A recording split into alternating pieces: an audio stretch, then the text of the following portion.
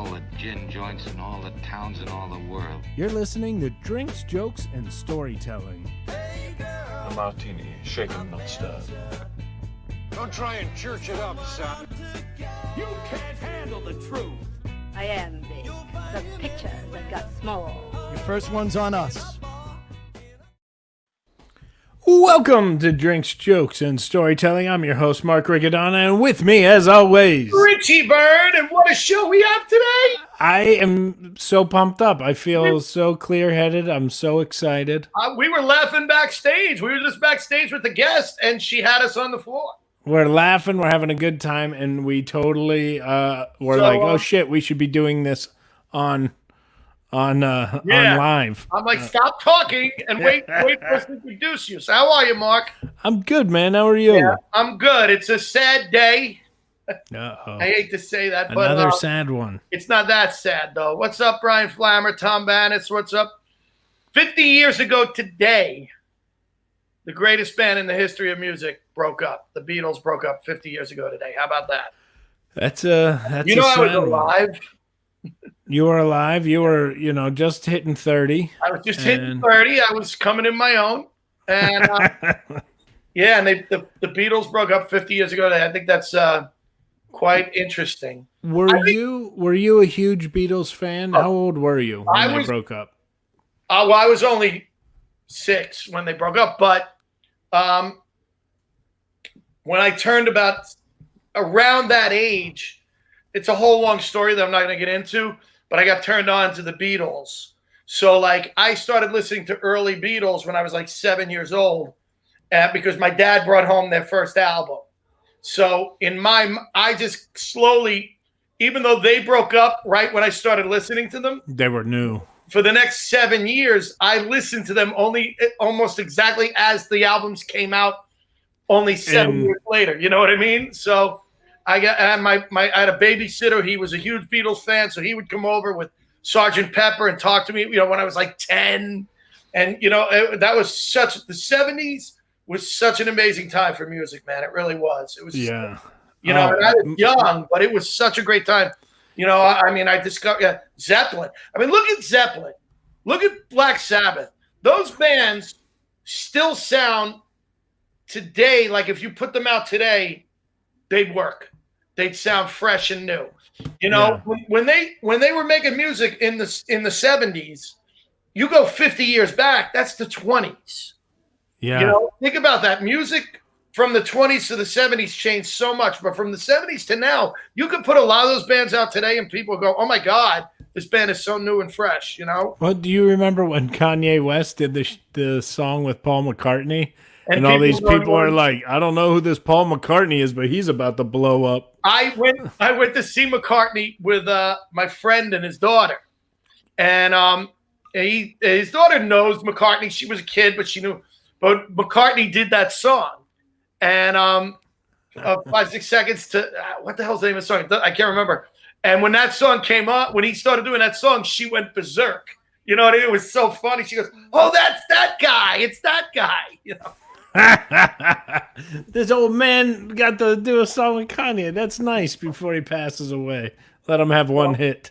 So that's our little tidbit of the day. The Beatles broke up 50 years ago today. Well, we had who do you think the biggest Beatles fan we've had on the show so far? Aside from me?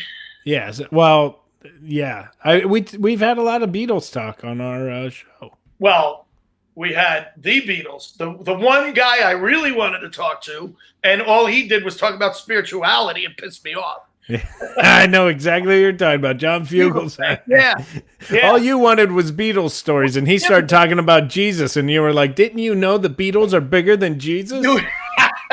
You got John Fugelsang on the show, and I knew this, that John Fugelsang did the last televised interview with George Harrison before Harrison died. You were so excited about that, I couldn't believe that he was coming on our show. And he was great on our show, but we talked about everything but the Beatles. It's the curse. If you have a plan in your head, it never goes as planned. Brian Flammer wrote, "My sister was amazed that McCartney was in a band before Wings," which Can I tell you? And I know this is sacrilege, but I like Wings more than the Beatles. Well, you gotta remember that.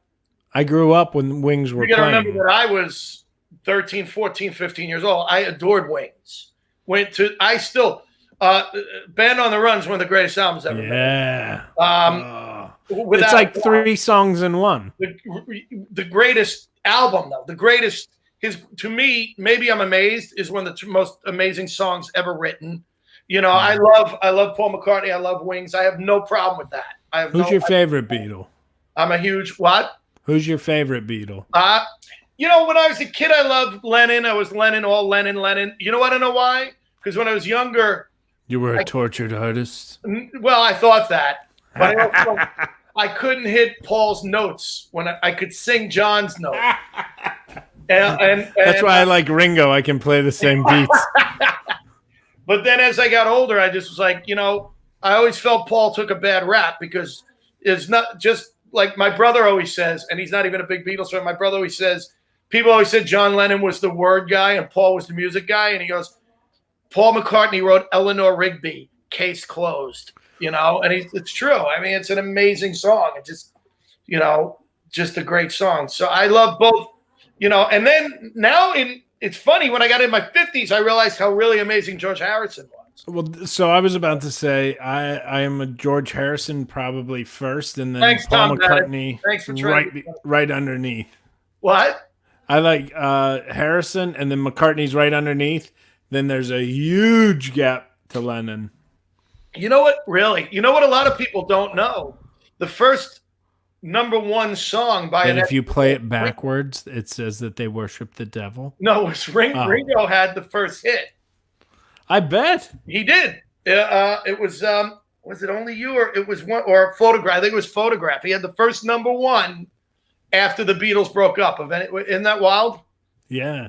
Oh, did you see what Paul wrote? I said, yeah.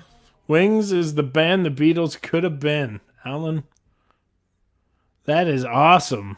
That's I love that, because the Beatles, if you think about it, when they first hit the U.S., they were like popcorn bubblegum.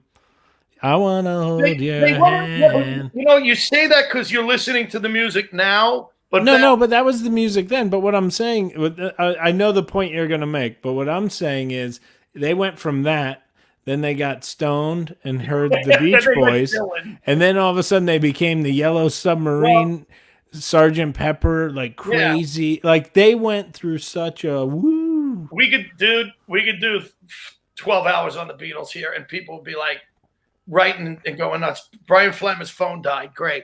But I think we got to get our guest out here. He's one of talking of our favorites. Yes, and we'll definitely have an opinion on the Beatles because she knows music more than anybody I know, and she's also always has an opinion more than anyone I know. I took a voice class with her mother-in-law. Really? She's a great singer. Yeah, we can talk about. Yeah, we're gonna bring her out to a special video. Okay, cool. Bring her out to a video, and then we'll introduce her when she hits the deck. I'm not doing the birthdays anymore. When you consider a 50-year-old a younger man, what's to celebrate? The difference between like young people sex and old people sex is that young people can go for hours, not old people. You do 10 minutes, you could die. Folks, one of the performers, the producer, our favorite person on the planet, Carole Montgomery's in the house. Hey, how you doing, guys? What's up? You're the Alec Baldwin of drinks, jokes, and storytelling. You hold the record for the most appearances. I said the Tom Hanks, but I like Alec Baldwin. Yes, this is your 4th show. Is it really? Gosh, yeah. We love you so much that you know what happened is letting the viewing audience know that when we were doing the shows at the comic strip, we would bring in somebody and we'd do a show, right? And we weren't live, so if we had a good time with them, we'd go, let's do another show. Right. And we had such a good time with you that we just kept spend the whole day together. Yeah. Well, everyone in your audience should know that we're all very close. We've known each other a very long time. Yes. Two of my favorite guys, and I don't like anybody. So. You're one of my favorite guys. Oh, thank you. Well, that's only because my dick is bigger than yours. She's got the biggest one. I would have appreciated if you didn't have to prove it all the time. Well, she keeps funking it on the table. So, Carole, I have to tell you something. Yes. She takes out just enough to beat me. You got to tell that story now. Which, you have to tell the story of where that comes from. Milton Girl. Yeah. You got to tell the story for the audience. Howard Stern. Because Milton Berle was famous for having the biggest dick in show business. Right. And Howard Stern, when he was on Stern kept going, come on, let me see it. And he goes, come on, if I take mine out, will you take yours out? And Berle said, you take yours out and I'll take out just enough to beat you. Greatest line. And the best is, the rumor is he had the biggest dick and is the biggest dick. Yes, he was not a nice man. Not a nice man. But Carole, yes. Last week I was laying on the couch right here and watching the TV right there. Yes. And it was like 2 a.m. and I'm switching around and I'm like, should I go to bed? I'm like, I got nothing to do. Got nothing to do tomorrow. Exactly. And all of a sudden, bam, I'm going through Showtime, and there it is. Funny women of a certain age. I go, oh, my God, I got to watch this. You were getting ready for it. You were getting ready for the second taping when we had you on the podcast. That's right. That's right. You didn't even have the lineup secured. Nope. That's pretty awesome. It's up. Yeah. It's I you lost have 2 you of guys them for a out. minute. Huh? Oh, Richie lost us, but we still have you, Richie. I can see you, got Richie. me? Yeah, we can see you. You guys are like... Oh, there goes Richie. There we go. Richie, where'd you go? Richie and technology is... well, yeah, that's one of the things we were going to give him shit about. But I wanted to hear him tell me how great the special was. We'll pause that. Let's talk Beatles while we wait for Richie. It was, first of all, it was so funny to hear him talking about the Beatles because you must know the story that Lane learned how to read and write from the Beatles when he was a little boy. Lane's Carole's son, for anyone who doesn't know. Yes, Carole's son is my brother. Yes. And yes, he is. And he's 28 years old now. But he used to look at the albums that my husband had of the Beatles, and he would learn how to write the titles of the album. Like he'd write all the songs down. And what was funny was, this is when I lived in Vegas. So we went to go do a radio show, and he was with me. I forget why he was with me, but he was 4 years old. And we're on the radio, and he sat there. He was very quiet. And at one point, I said, my son's a huge Beatle fan. And so Lane said, "Can you play the song? It's on the White Album, track 4." And the DJ goes, "That's not track 4." And Lane and him start fighting. He's 4 years old at the time. And he said, "I'm telling you, it's track 4." And then we ended up doing something. We ended up leaving the studio, and we put the radio on. And the first thing the DJ said was, "That damn kid was right. It was track 4." I'm back. Thank God. Can I just tell you guys something? Denise. So I drop out, and I'm trying to get back in. Right. And I get a text from our brilliant producer, Joey St. John. And here's the text. You ready? You dropped out. Thank you, Joey. Thank you. You've been a big help, Joey. Well, bye. I forgot he has control over everything. He's like God up there. So tell me about you watching the special. Yeah, so it was the second one. Okay. And I go, let me watch. And bam, out you come. And I'm like, that's my girl. That's my girl. And then Carol Leifer went on and just crushed. And then you went on and just destroyed. Thanks. And then Julia. No, she closed, didn't she? No, well, she was third on this. Yeah, then, they edited it. So they she did? Julia closed that night. Yeah. Julia was phenomenal. Wasn't she great? And then Tammy was great. And then I fell asleep. Oh, okay. So You missed. I still got to watch the rest. So You got to watch Thea and Caroline. Everyone just knocked it out of the park, man. All the girls. Yeah. I worked with Julia just recently, and she was saying during the taping she had to go on after Thea. Yes. And she goes, I was so scared and so nervous, and I was like, you know what? I just got to do it. And she went out and she said, she goes, you know me, I never admit when it goes well, but it went well. I was like, yeah. Julia's Yeah, no, great. it was so funny because I said to her, remember, not only am I in the show, but I created the show, and I was also the executive producer. And I knew she didn't want to follow her. And I took her aside and I said, are you going to trust me? You've trusted me on every single thing we've done. Because she was originally supposed to be in the first special. Now, I missed it though. Who was she supposed to follow? Thea Vidal. Oh, okay. I missed it. Yeah, and Julia was supposed to be in the first special, and then she got sick, and then she had. So I said, and when we got the green light for the second special, I said to Showtime, well, we're putting Julia back on, correct? And they were like, absolutely. I said, are you going to trust me? And she said, yes. And I know she was scared. I said, I'm telling you, you are going to destroy. And she had the set of her life. I'm going to write her and tell her that she was just, I didn't know that story, Yeah. I was like, oh my God, she's killing it, man. Yeah. Yeah. I mean, that's the thing I'm proudest about, because everybody that even the first special was the same way. I mean, they were just such killer comics. Yeah. And it's just like, go out, just do your set. Don't think about what everyone else is doing. Just do it, man. And those are the signs of pros. You know what I mean? You know this. We've all followed each other and gone, do they have to do that fucking well? Do they have to do that well? You're going to make me work tonight? Yeah, exactly. Exactly. Yeah. The most nervous I ever was is I think you and I were in the Outer Banks and I had to follow you. I was like, oh shit. But I was saying on Instagram that you're always happy when somebody you are friends with in the business comes up with something and runs with it, and bam, there it is.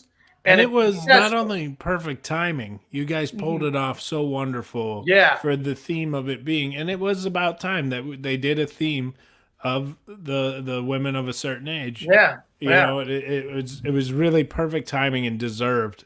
Right. Thank you. But you go, okay, I'm so happy for my friend. This is great. And the other side of you is going, oh, good, it's my friend. They'll use me in it. And you had to come up with the one fucking concept. Get me in, Carole. Richie, let me talk about your tits, all right? You could do it.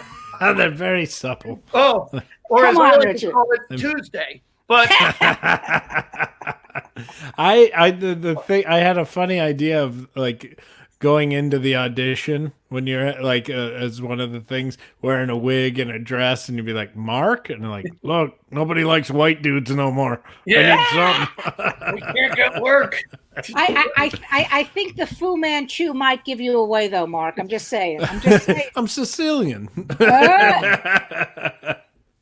So, No, look, I was very lucky. I shouldn't say I was very lucky. You're not lucky. It was deserved, and you paid Thank you. more than the amount of dues you needed to. and Thank Carole, you're another one, and then you can talk where we were saying this about Vic Henley. Carole's another one where you walk in a room and she's there, and you go, "Oh, good, Carole's here." Oh, You do. You just Thank you. and everybody feels that way. I mean, every major step in my career, any little step I've taken that moved me forward, Carole was part of it. So the only one who ever said bad things about you was Steve Cruiser. yeah, he hates you. We were gonna play the clip from Hey, Maria Walsh in the house.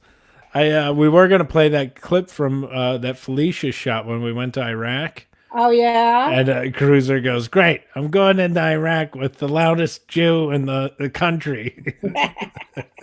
And now when do you remember? So I don't know if you know this story, Richie. So the first time we go into Iraq, none of us knew what we were doing. So we get into Kuwait, and we didn't know that we had to go through customs or, immigration and everything. And I'm the leader of the group. So I'm trying to find somebody to talk to me, and nobody would fucking talk to me because I was a woman. Wow. Yeah. So I had to go grab Steven Cruiser She was going to grab me, but she needed a man. Yeah, exactly. Steven Cruiser, who no one would talk to because he's an asshole. Right. But he had to be my I love man. you, Steven. He had to be my man. Wow. I was and he was laughing. He loved every second of that. Hold on, Richie, Carol. Let a man handle this. One of my Richie, favorites.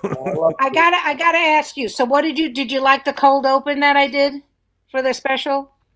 When I loved it. Yeah. Oh, good. Yeah, I really did. I did. It was great.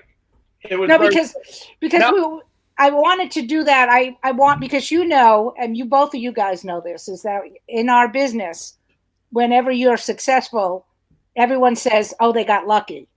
So that's why I did the show. I don't know. I know. Have you, Mark? You haven't seen it yet, right? I haven't seen it. I don't have Showtime. I want to see it so bad. Well, basically what I did is I said, "Welcome to the second special." And then I stop and I go, "I know you guys thought this was a one-off." I said, "I'm 61 years old. Maybe I get a pity fuck, but I don't get a pity special." Yeah. This is not a one-night stand. Right. And then it goes right into the show, because it was really important, because there are people that were thinking that. Yeah. Carol, I think that's true most of the time. I don't know that it's true with you. Now, anybody who knows you knows. I don't know. Carol, you and I met years later. We had a million mutual friends. We did. Before we met. And the biggest was being Steve Cruiser. Right. And I couldn't believe how many people who I knew and loved and respected in this business, if your name came up, it was like, "Oh, Carole Montgomery. So I don't know that anybody there are a lot, like if Rick Adonna got a special, we'd all be like, everyone would wonder what the fuck happened. Who did he blow?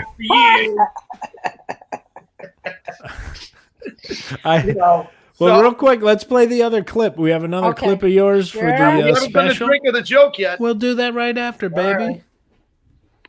We'll play the other clip, and this is your special that's on Showtime. Make sure you guys watch it. Yes. Go on demand it. A certain age, because what would the all-male special be called? Congress? I'm transgender. I was married when I came out. I said, "Honey, we have to talk." She's looking at me. She goes, "Is it another woman?" Listen, my sweet young millennials, you have something that our generation will never have again. Hope.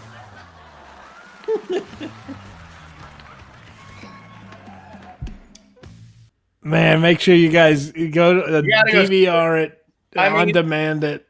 Well, Spectrum, which is the cable company here, I don't know if they're doing it, and they may be doing it with Amazon now.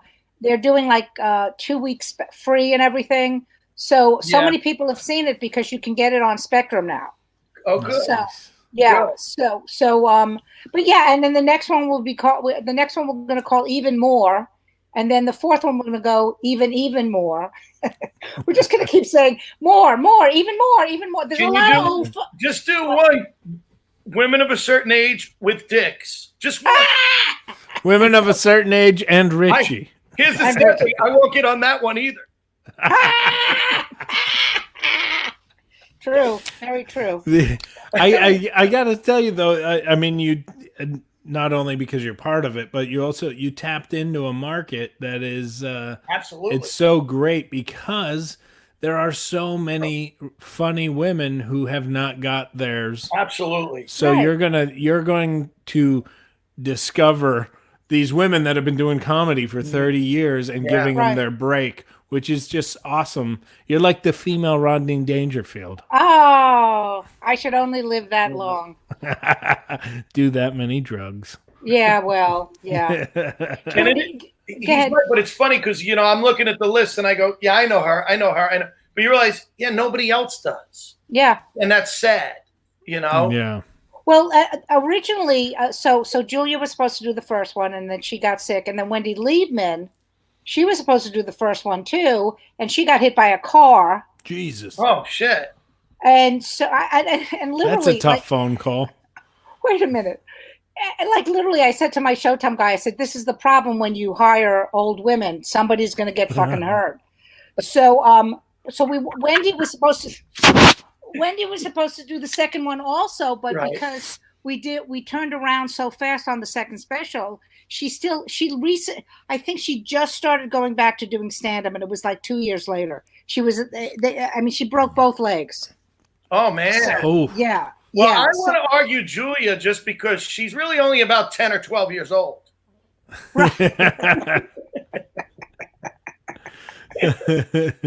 Yeah, but she, when I got the idea, I remember I was going to the theater where they were giving us our show. We have a residency at the Crane Theater. Well, not right now, we don't, because it's closed, but I remember walking from the East Village, and I called her on the phone and I said, I have this idea. I want you to be one of the regulars. And she, of course, jumped at it because we don't get that. But you guys know that. I mean, Mark, you're younger than us, but Richie knows that. Sex is ageism. Ageism is a bitch. Well, I say that. I've said that in so many interviews I've gone. If I had to choose between ageism or sexism, I would take a pat on the ass, because that at least meant somebody noticed me. Right. Can I tell you something crazy though? I saw reverse ageism when I was coming up, because when I started, I was only like 19, 20 years old. Yep. And when I'd go up on stage immediately, and Greg Giraldo pointed this out to me, as soon as I'd walk on stage, the audience looked at me like, what does this young punk know? Like, what does he know? Yeah, and I had to really prove myself. And then as I hit in my like mid-20s and through my 30s, it was like it got easier. But now I'm hitting the end of my 30s. I'm seeing a little bit of I'm the old man now when I go do these shows on the Lower East Side. And I'm like, dude, I'm still in my 30s. And they're like, yeah, whatever, old man. That's why he hangs out with me. So he can look young. Shit, I was going to ask you something. I can't remember how to do with the show. I remember when you came up with this concept, and you were starting to tour it and everything. And did you see this as the end goal? Did you the TV? Yeah, or was it just going to be a tour?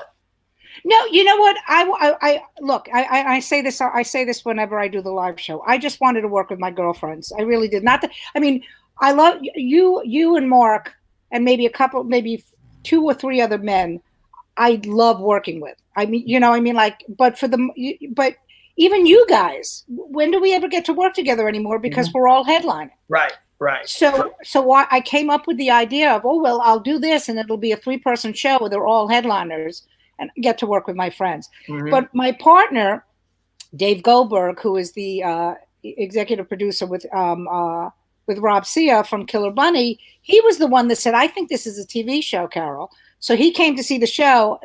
I think it was the first show we did at the Crane, and he went, "Oh my God, let's do this!" And everyone who we pitched it to got it immediately. So, really? And I went, wow, yeah. That's half the battle right there. Yeah, and then the reason I went to Showtime is because they gave me my first break. Because I don't think Mark remembers this, but do you remember the Showtime Comedy Club? Yeah. Mm. Yeah. So I was on the All Stars. Okay, right. The one with Don Rickles. And I wanted to bring it back to Showtime. Because that was 53, 54 on that? That was 1942, Richie. Go fuck yourself. Yeah, so that's why I wanted to give it. I wanted to go back to them, and you know what? And this isn't kissing their ass because they know the type of person I am. They were smart enough to go. We have something great here. Mm-hmm. And when we were doing press for the second special, we found out, because you never find out the ratings. We found out that from Showtime's press people, we were the highest rated stand-up comedy special on Showtime for 2019. Hell yeah. Wow. That's awesome. That's great.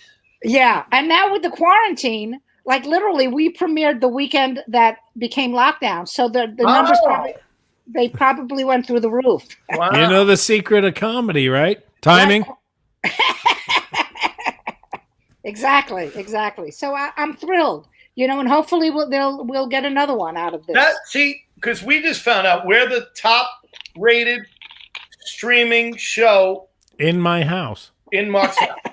And that's huge. At this time, yeah, it's very huge. Yeah, in my house, you guys are not even breaking the top 100. I'm just letting you know. Well, that's why we brought you on. We're hoping to get this thing going one house at a time. So we're a half hour in, and we haven't done the drink. We haven't done the store. We haven't done any. Here we go. Let's do it, baby. Richie, what are you drinking? I'm going back to my old days, Marky. I got my Johnny Black on the rocks. Little Johnny Black. Yeah. Very nice. I'm not driving anywhere tonight. So. Usually you are. I am going with the theme Corona beer. Corona beer. And see what we did there? We did not do the ladies first thing because we're men of a certain age now. Well, actually, we did do ladies first, Richie. Remember Carol's big dick? Yeah, and I'm not a lady, so really. And I am drinking seltzer. As you know, the thing I love so much, Carol has 3 drinks: seltzer, red wine, or tequila. And you know which Carol you're getting on what she's drinking. That's so funny because when tequila Carol shows up, she's leaving early because she's finding Todd. That's so funny because I said to Todd, I said, and he's in the other room where he's working on some music. But I said to him, I said, you better open up a bottle of wine. I want to have a glass of wine with my friends. And he's been busy recording, so I ended up with seltzer. That's so funny. It's seltzer, red wine, or tequila. He knows me too well, Mark. That is good, Mark. Also, and by the way, I just to do a plug for the family. So you see the opening of the show, and then you hear the guitar. That's Todd. Todd wrote that. Yeah, Todd wrote. Yeah. And then when you hear the music when we're talking with all the interstitials, that's his song. And then when you hear the credits on the second special, that's Lane's song. So really? nepotism, baby. That's cool. That's the only way to do it. Great. You know what? I'm already sleeping with him. I might as well use him, right? Yeah. Get what you want out of them. Yeah, and I do. Yeah, but it's great. You know, that's really kind of cool also that they all, because this is what's so great about when you create a show, you forget it's your show. Everyone was like, well, what do you want? I'm like, my husband to write music and my son. And they're like, okay. Wow. Oh, that's great. That's really bingo. Yeah. I was telling Mark that I actually took a couple of voice lessons with your mother-in-law back in the day. Yes, you did. Back in the day. Yeah. Yeah. Your mother-in-law's a famous Broadway pianist and vocal coach and rehearsal pianist and everything. And, Richie is a very good singer. Let's put him on the spot. Sing. Carole used to write on the Richie Burns show. Yes, I did. Wow, God, that was 1912. We had a lot of fun, right? We wrote the Satan. Remember Satan? I sold my soul to Satan to get a show. That was a lot of fun. Yeah. Yes, but that was before the 1918 flu pandemic. Yeah. So we're doing this. I always had more fun with the writing sessions than I did anything else with that. Just sitting around with you guys. It was always so much fun. And it was such a great show. You should bring it back. I would, but we're not allowed to be near each other. That's true. That's why it's going so well now. So, Carole, do you have a street joke for us? I don't. I was thinking about it, but you know what? Honestly, this is the most excitement I've had since I've been locked out. So I will tell you. Okay, a street joke. I don't really have a street joke, but I will tell you what it's like being locked down with your husband. Okay, we're fighting on who takes out the garbage so we can have some alone time. I'm like, let me go to the basement, honey. You don't have to. I've been with my husband now for how long has it been? 3 weeks, every goddamn day. So I just want to take the laundry out or to go to the we've been locked up too much. When I got pissed off at the dog. I told it, I'm like, will you leave me alone? He's under my feet constantly. Well, what is it like with the kids? The kids must be driving you fucking crazy. Yes. It was a blessing, and then it became a curse. Oh yeah, it's a blessing again. I at one point during the day, I have to just walk away. Yeah. Yeah, I have to go. I'm sorry, I can't be here right now. I gotta go. I will take my chances. Well, I love when Trump says people have been telling me how happy they are spending time with their family. I'm like, nobody's telling you that. Nobody said that. No, but there's nobody who wants to spend time with their family ever. Yeah, yeah, and you know, it's so funny because, you know, I've been doing stand up forever. So when I think back to when I was first dating Todd and then we got married and everything, the reason the marriage lasted, you know, we celebrated 36 years. The reason the marriage lasted is I was on the road 3 weeks every fucking month. So it's like, and now I see him every day. And I mean, I love my husband, but I'm like, please. Oh, it's over. It's over. Everybody, divorce lawyers are the only people that are going to make out from this. Yeah, they really. are. They're going to clean up. Yep. They are so excited right now. I'm hating Mark, and we just do this for an hour every night. I'm fucking 1 hour a night is enough, Richie I'm like, Byrne. God damn it, Angie, how do you do it? I've always asked Angie that. I'm serious. I had a bunch of friends ask, like, how it got to be great, you know, you're home or whatever. This is the most I've ever been home since I was 18 years old. Mm-hmm. I've you know, either been doing theater or on the road as a comic since I was 18. Yeah. So I have no idea. Like, wait, I have to be home again tomorrow? When do I leave? Well, Richie, you must know this, but you know, Mark got married, and then I took him to Iraq. 2 days after the wedding. Yeah, I do remember that. and we were. I mean, what was it, like a week later? And we were gone for 2 weeks.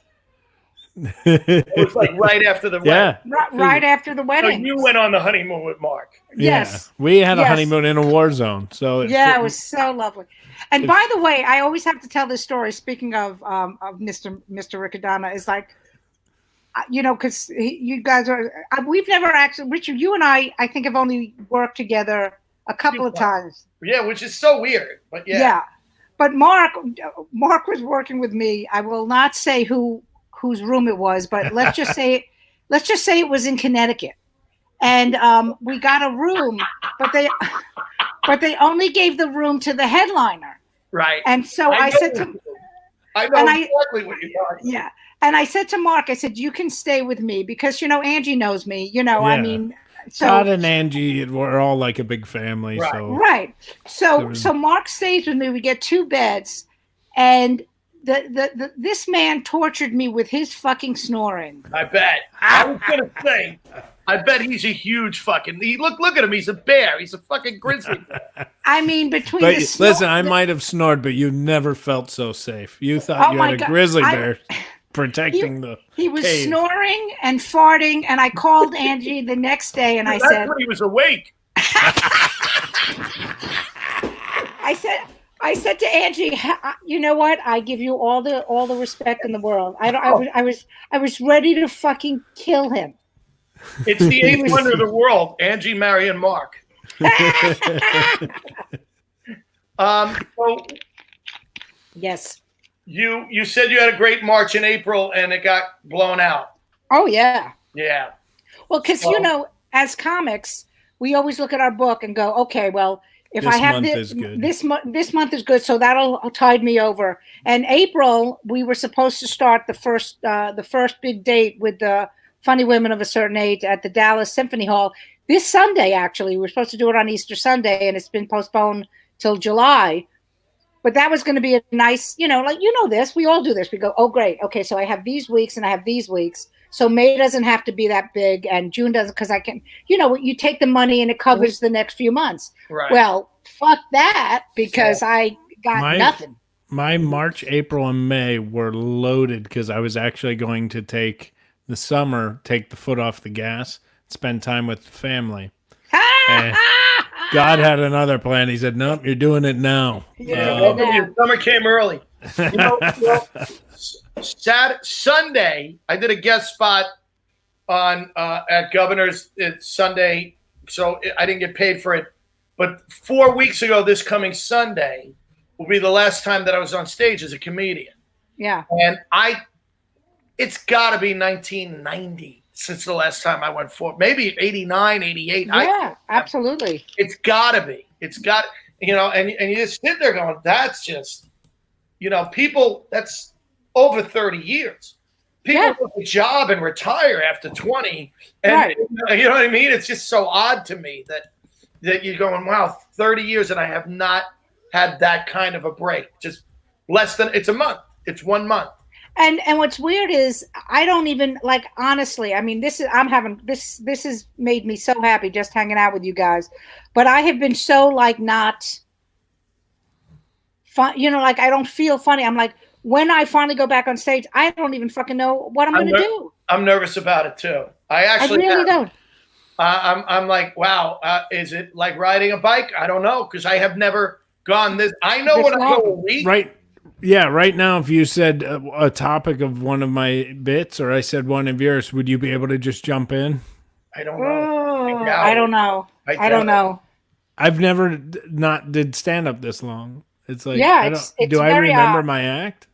Yeah, it's very odd. I was writing a book, and about, this is actually great because I was writing a book about the empty, you know, the what it's like to have an empty nest, which I started 8 years ago when Lane first moved out, and then he's been back 4 fucking times since then. Part two. So I started to write it, and I was really into it, and I was really creative and all this stuff, and then all this shit happened. It's like I haven't even looked at it because you know what? It's just a very uncertain time. So, and I'm sure I'll find the funny again. I mean, hanging out with you guys. You will. I mean, what do you had it tonight? You were hysterical tonight. I mean, it's not like you don't lose funny. Right. Thank God. You know, as an athlete, you lose your batting, you lose your pitching, you lose this, you can't run. But hey, I was an all-state football player. I didn't lose a thing. But how long has Carole been doing comedy? 40 years. Really? That's right. Yeah. Yeah, 1979. So yeah, 41. Jesus Christ, 41. Wow. Carole's comedy career is going to be getting AARP soon.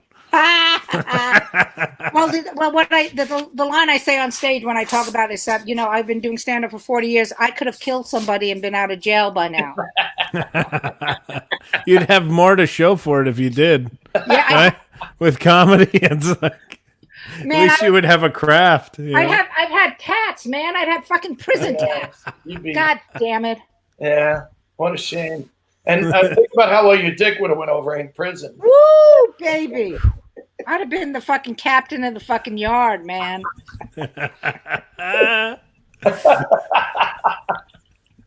So yeah, I mean, I think that funny's funny. Will be funny.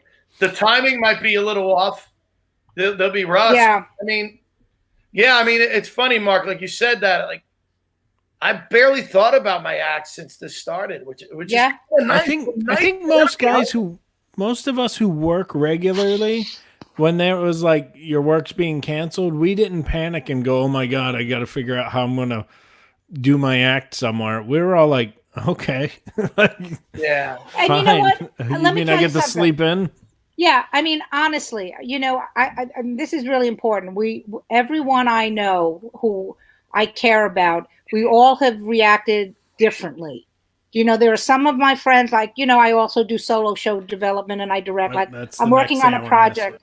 Yeah, and I'm working on a project with a young lady, and she was like gung ho for a long time, and she's like, let's do it, and that's fine. You know, while we're doing this stuff, so everyone's different. Some people want to go and do stand up and do streaming, and good for them. I mean, everyone's trying to cope because none of us. That's the only time we can all actually say we're all like this is the first time ever where we're all in the same boat. Mm-hmm. You know what I mean? So you know, like,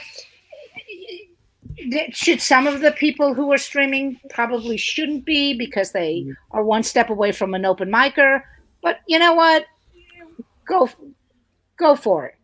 At risk of sounding crude, I think there's a lot of people who are doing a lot of live stuff. Like this podcast has been around for a while, but there's a lot of people out there who are just jumping out there now, and I feel like they're doing a disservice to comedy because people are seeing shitty version of comedy because they're bombing in their living room doing stand up to nobody. Yeah. And it's gonna end up biting them in the ass, because when it's time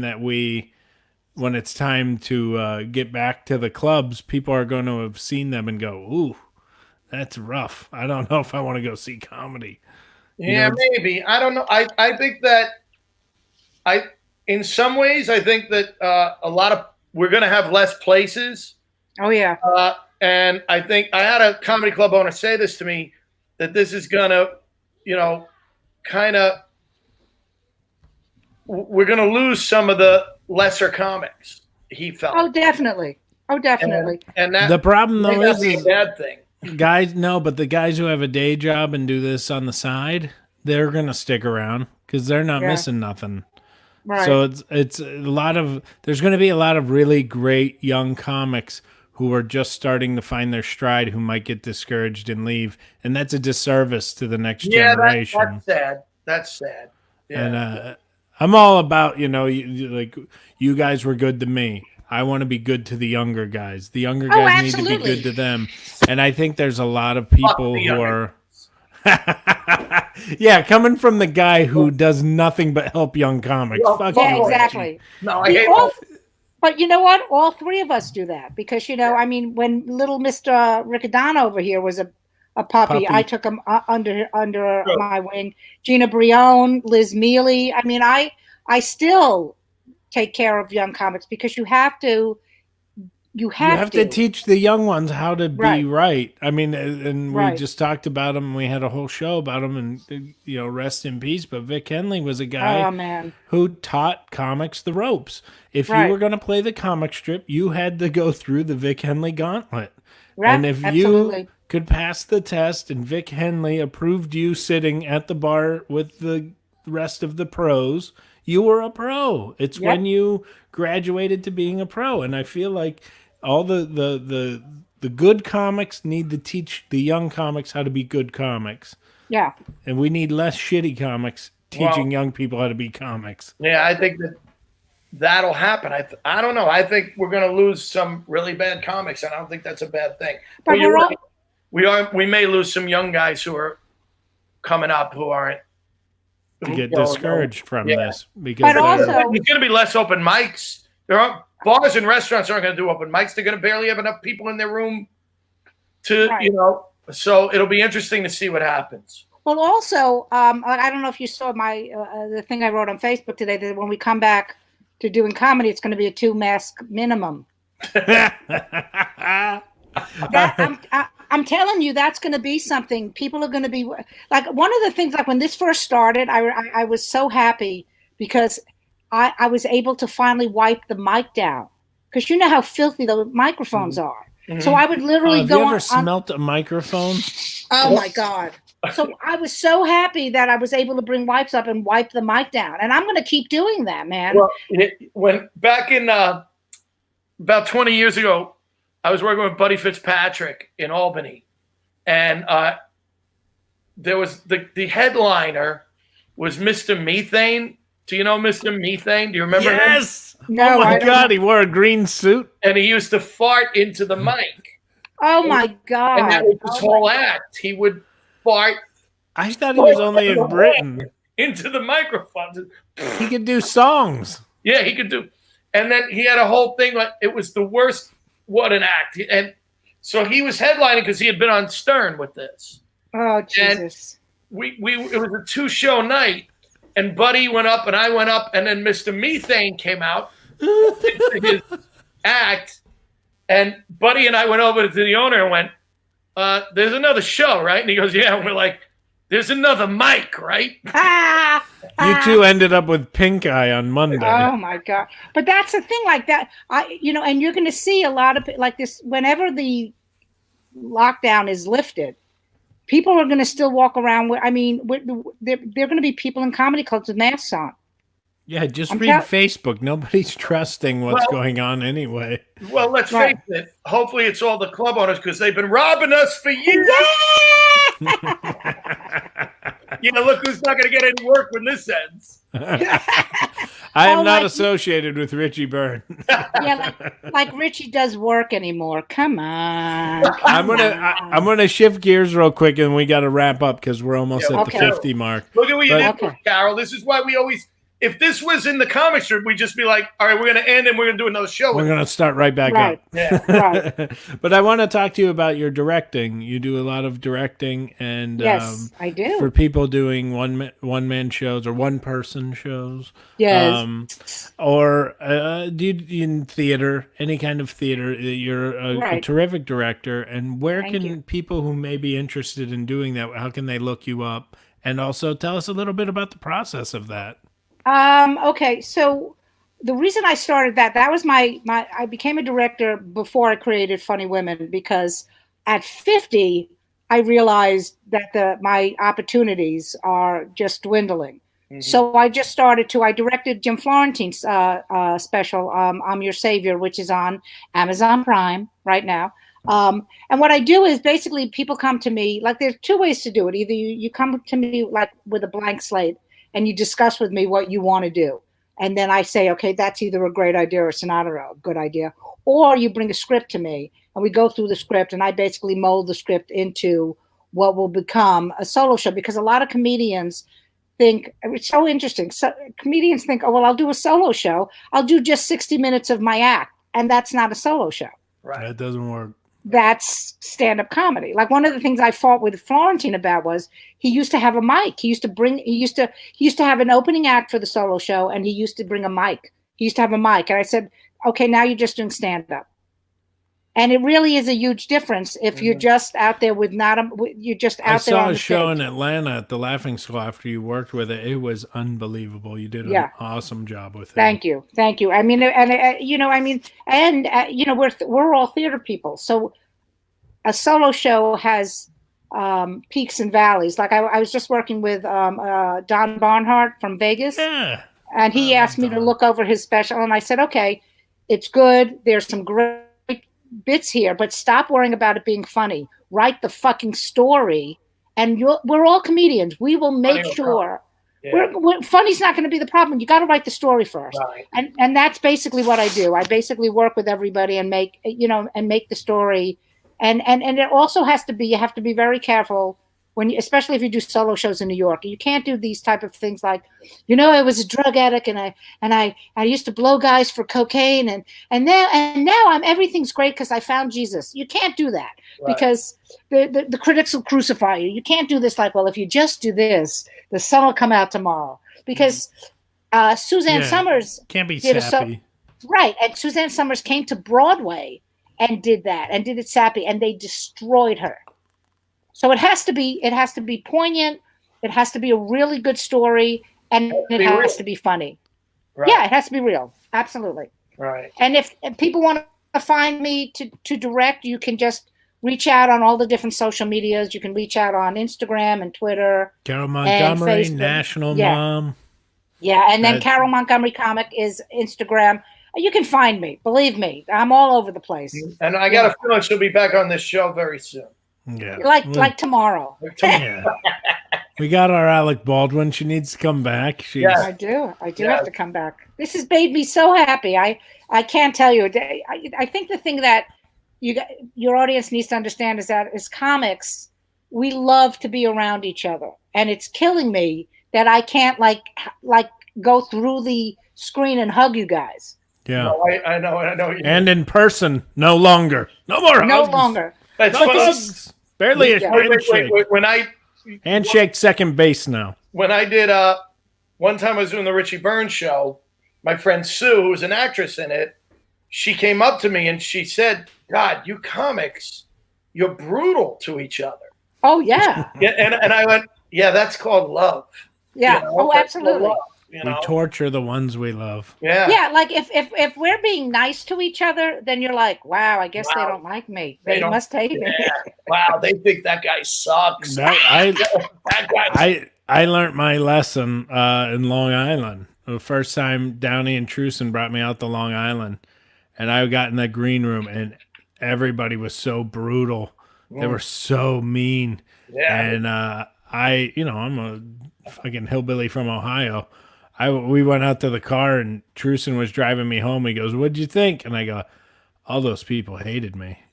They all hated me." And he goes, "If they said anything nice, those are the people that hate you." Right. And I go, "Oh, then I guess they like me because they're really mean."